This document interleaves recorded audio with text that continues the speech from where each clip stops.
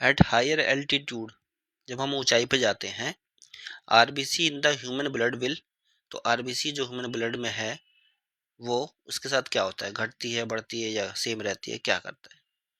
देखो जब हम हायर एल्टीट्यूड्स पे जाएंगे,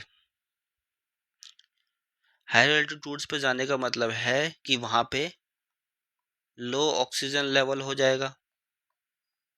ठीक है, लो ऑक्सीजन लेवल होने का मतलब है कि ये हार्मोन निकालेगा आरबीसी के प्रोडक्शन के लिए। तो कौन सा हार्मोन निकालेगा, एरिथ्रोपोइटिन।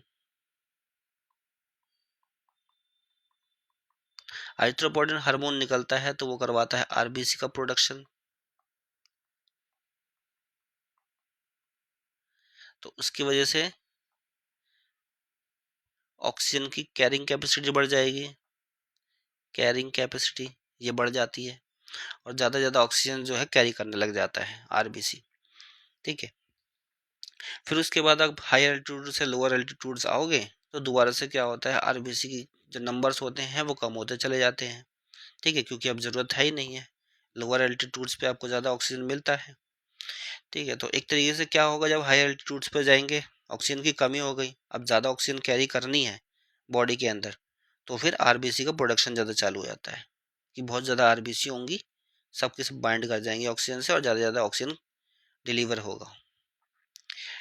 नेक्स्ट है decrease in number. Decrease in number नहीं होगा, क्योंकि अगर पहले से ही ऑक्सीजन कम है, हायर एल्टीट्यूड पे हम गए हैं, ऑक्सीजन पहले से ही कम है, और अगर आरबीसी कम हो गया तो और ज़्यादा ऑक्सीजन जो है वो ट्रांसपोर्ट हो ही नहीं पाएगा और ज़्यादा कम हो जाएगा ऑक्सीजन का इनटेक।